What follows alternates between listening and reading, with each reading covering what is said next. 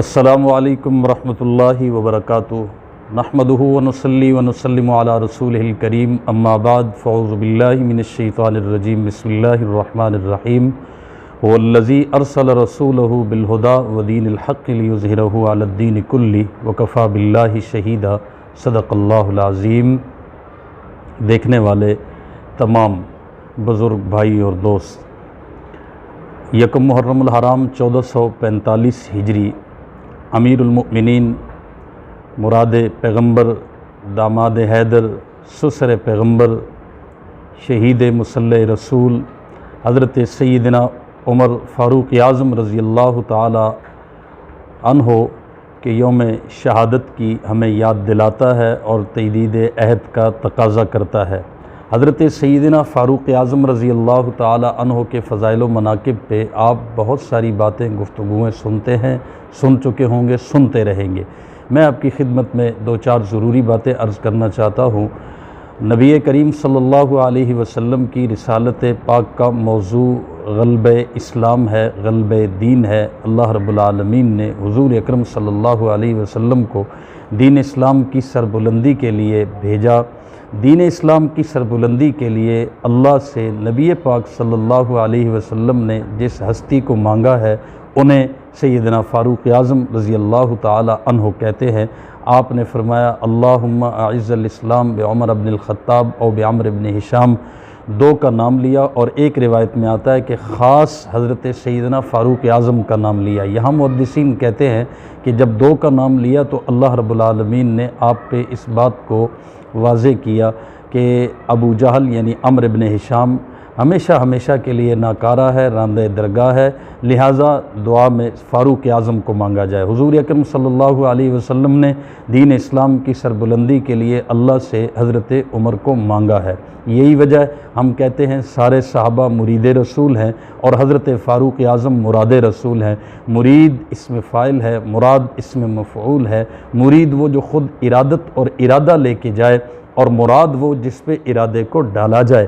حضرت سیدنا فاروق اعظم رضی اللہ تعالی عنہ کو نبی کریم صلی اللہ علیہ وسلم نے مانگا اللہ سے اسلام کی پشت اور اسلام کی کمر کے لیے، اور کفر کی پشت اور کمر کو توڑنے کے لیے حضرت عمر فاروق کا انتخاب ہوا۔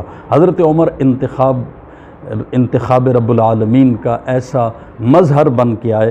قرآن مجید میں ایک مقام ہے، اگر آپ غور فرمائیں، شیطان نے اللہ کی بارگاہ سے نکلتے ہوئے غرور، پندار اور تکبر کا اظہار ان الفاظ میں کیا کہ لَأَقْعُدَنَّ لَهُمْ صِرَاطَكَ الْمُسْتَقِيمَ ثُمَّ لَآتِيَنَّهُمْ مِنْ بَيْنِ أَيْدِيهِمْ وَمِنْ خَلْفِهِمْ وَعَنْ أَيْمَانِهِمْ وَعَنْ شَمَائِلِهِمْ وَلَا تَجِدُ أَكْثَرَهُمْ شَاكِرِينَ کہ میں تیرے بندوں کو آگے سے بھی آؤں گا، پیچھے سے بھی آؤں گا، دائیں سے بھی آؤں گا، بائیں سے بھی آؤں گا، ہر طرف سے ان کو میں اغوا کروں گا، بہلاؤں گا، پھسلاؤں گا۔ یہ شیطان نے اللہ کو چیلنج کیا۔ اللہ رب العالمین نے اس چیلنج کا جواب دیا۔ میرے استاد سیدی سندی والدی وسیلتی فی الدارین حضرت علامہ خالد محمود صاحب نور اللہ مرکزہ کا یہ نقطہ ہے جو میں عرض کر رہا ہوں۔ حضرت عمر کی ساری شخصیت، ساری خدمات، سارے کمالات، سارے کارنامے اس ایک نقطے سے سمجھ آ جاتے ہیں۔ حضرت علامہ صاحب کیا فرماتے ہیں؟ فرمایا وہ جو شیطان نے اللہ کی بارگاہ میں چیلنج کیا، اللہ نے اس چیلنج کا جواب دیا۔ اس چیلنج کا جواب کب دیا؟ جب میرے نبی کا زمانہ آیا، اس زمانے میں عمر جیسا دیوانہ آیا، پھر اس عمر دیوانے کا میرے نبی کی زبان پہ ترانہ آیا، اور وہ کیا ہے؟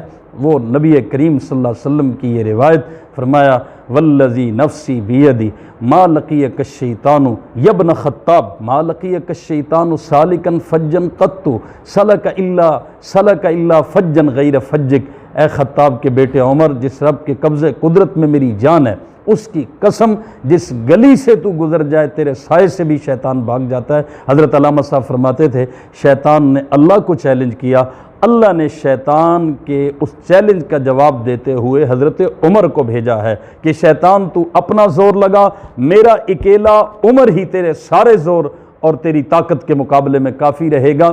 تو شیطان سب سے بڑی رکاوٹ ہے دین اسلام کی راہ میں، اور اس شیطان کی راہ میں اگر کوئی رکاوٹ ہے تو اسے فاروق اعظم رضی اللہ تعالی عنہ کہتے ہیں۔ میرے بزرگوں، سامعین، ناظرین، حضرت سیدنا فاروق اعظم جلالت اور شوکت اسلام کا عجیب مظہر ہے، غیرت ربی کا نمونہ بن کے آئے۔ حضرت فاروق اعظم رضی اللہ تعالی عنہ نے 3 بڑی طاقتوں کو شکست دی۔ یاد رکھیں، یہود کو جزیرہ عرب سے نکالنے کا کام حضرت فاروق اعظم سے رب نے لیا، روم کو آدھے سے زیادہ فتح کا کام اللہ نے حضرت فاروق اعظم سے لیا، اور ایران کی فتح حضرت فاروق اعظم رضی اللہ تعالی عنہ کے ہاتھوں ہوئی۔ اب 3 بڑی طاقتیں مقابلے میں تھیں، یہود، روم کے عیسائی اور فارس کے مجوسی۔ یہی تکون آگے چل کے حضرت فاروق اعظم کی قاتل ٹھہری۔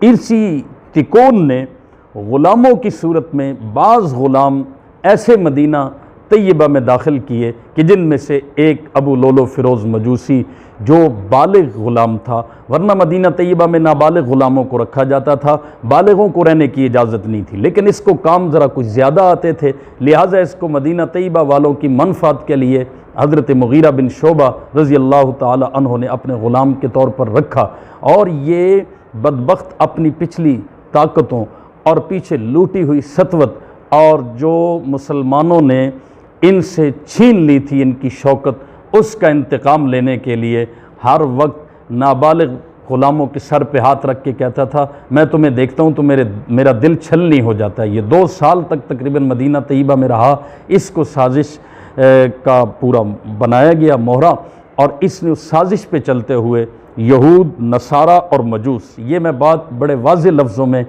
آپ کو اپنے اس آگاہی میڈیا کی وساطت سے کہہ رہا ہوں، حضرت سیدنا فاروق اعظم کی شہادت کے واقعے کا مطالعہ ہر سنی، ہر عالم کے لیے کرنا ضروری ہے۔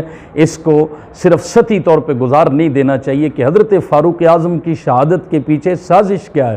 حضرت فاروق اعظم کی شہادت کے پیچھے یہی تکونی سازش ہے جس میں یہود بھی ملوث، جس میں روم کے عیسائی بھی ملوث، اور جس میں فارس کے، ایران کے مجوسی بھی ملوث۔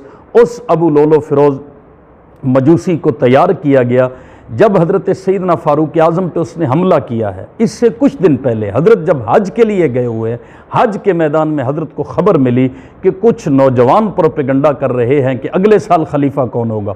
کچھ نوجوانوں کی ٹولی کی یہ خبر پہنچی کہ کوئی کہہ رہا ہے کہ عمر کے بعد خلیفہ کس کو ہونا چاہیے۔ پھر حضرت سیدنا فاروق اعظم جب رمی جمرات کے لیے آئے، شیطان کو کنکریاں مار رہے ہیں، تو ایک پتھر آپ کی کن پٹی پہ لگا۔ حضرت نے صحابہ کرام کو بتایا، اپنے ساتھیوں کو، کہ یہ میرے اوپر قاتلانہ حملہ ہے۔ علماء کرام اس واقعے کو ذرا اس تناظر میں لیجئے، یہ عام سطحی اور ایسے کوئی وقتی اور ہنگامی قتل نہیں تھا، پیچھے باقاعدہ سازش تھی، جن طاقتوں کو حضرت عمر نے شکست دی تھی اور جن طاقتوں پہ غلبہ پایا تھا، اور نبی کریم صلی اللہ علیہ وسلم کی پیشین گوئی بن کے جن طاقتوں پہ اسلام کا جھنڈا جا کے لہرایا تھا اور سالہ سال سے ان کی چلے آنے والی حکومتوں کو چھینا تھا۔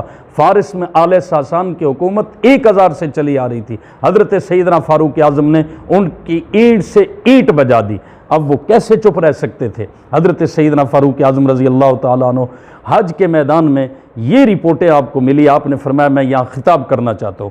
صحابہ کرام نے منع کیا کہ یہاں خطاب نہ کریں، حج کا میدان ہے، حج کے اس موقع پر بہت سارے لوگ دیہاتوں سے آئے ہیں، شہروں سے آئے ہیں، دور دراز سے آئے ہیں، آپ کے خطاب کو کس رنگ میں لیا جائے گا، یہاں خطاب نہ کریں، مدینہ طیبہ پہنچ کر خواص میں خطاب کریں۔ حضرت سیدنا فاروق اعظم مدینہ پہنچے، ذو الحجہ کا مہینہ ہے، آپ نے آ کر خطاب بھی کیا، اور آپ نے وقتی طور پر جو اپنے ساتھ کوئی حفاظتی بندوبست تھا اس کو بھی ہٹا دیا کہ میں اپنے آپ کو اللہ کی قدرت کے حوالے کرتا ہوں اور اللہ کے فیصلوں پہ میں رضامندی کا پوری طرح اظہار کرتا ہوں۔ میرے محترم دوستوں، بزرگ اور بھائیوں، ہوا کیا؟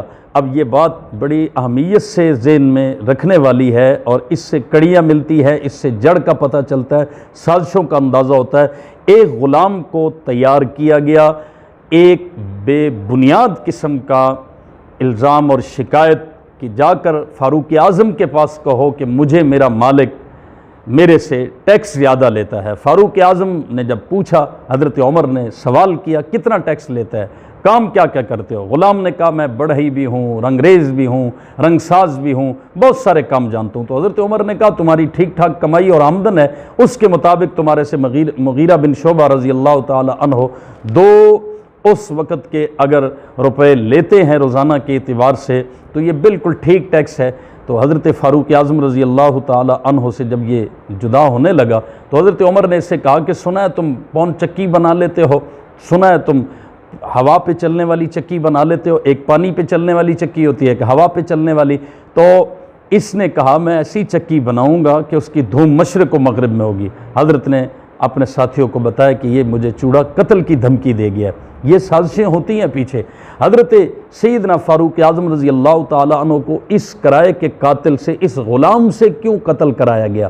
یاد رکھیں بڑے آدمی کا قتل جب بھی کرایا جاتا ہے تو کرائے کے قاتلوں سے کرایا جاتا ہے، اور دوسری بات یہ ہے کہ اس قتل کو بجائے قومی سانحہ قرار دینے کے ہمیشہ میڈیا کی کوشش ہوتی ہے کہ اس کو ذاتیات پہ ڈالا جائے۔ غلام کو تیار کیا گیا کہ پہلے تم کوئی شکایت لے کے جانا، حضرت عمر جب شکایت کا ازالہ نہیں کریں گے، تم جب اپنے وقت پہ قاتلانہ حملہ کرو گے تو لوگ یہی کہیں گے کہ غلام اور حضرت عمر کا کوئی ذاتی معاملہ تھا تاکہ پچھلی سازشوں سے پردہ نہ اٹھ سکے۔ یہ اس بات میں جو چھپا راز ہے کہ حضرت سیدنا فاروق اعظم پہ جب اس ابو لولو فیروز مجوسی نے حملہ کیا دو دھاری خنجر سے 27 ذوالحجہ یا 26 کی فجر کی نماز میں، تو پیچھے جب ہٹا صحابہ کرام نے پکڑنے کی کوشش کی، اس نے 9 بعض روایات میں 13 حضرات کو زخمی کیا اور ان میں سے شہید بھی ہوئے بعض حضرات۔ تو یہ پیچھے ہٹا، اس پہ کسی نے چادر دے دی، چادر سے یہ ایسا الجھا کہ اس نے اپنے گلے پہ وہ خنجر چلا لیا۔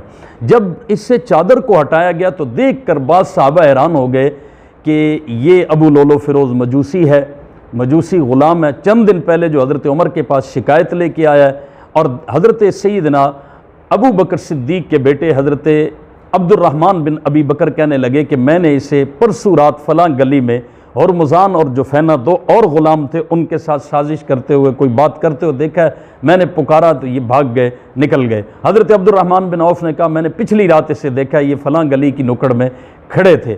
بہرحال ابو لولو فیروز مجوسی اپنے انجام کو پہنچا۔ یہ بات آپ سے شیئر کرنا ضروری تھی کہ پیچھے سازش کیا تھی۔ یہ چونکہ اپنے آپ کو مار چکا تھا، اس سازش سے پردہ نہ اٹھ سکا۔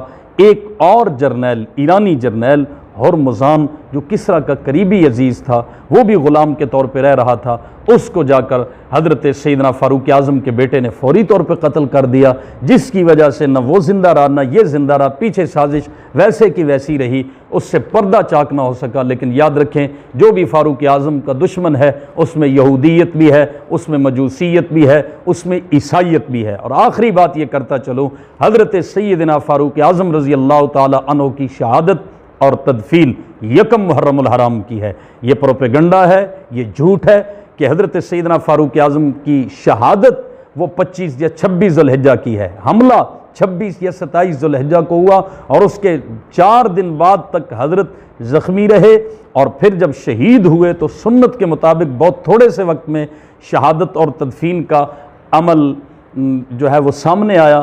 البدایہ والنہایہ اسد الغابہ میں یہ حوالہ جات موجود ہیں، اس پر تفصیل سے علماء نے کلام کیا ہے۔ کسی شبے میں کسی شک میں مبتلا ہونے کی ضرورت نہیں ہے۔ اللہ رب العالمین حضرت فاروق اعظم سے ہماری نسبتوں کا دنیا میں بھی ہمیں صلہ عطا فرمائے اور آخرت میں بھی صلہ عطا فرمائے۔ والسلام علیکم ورحمۃ اللہ وبرکاتہ۔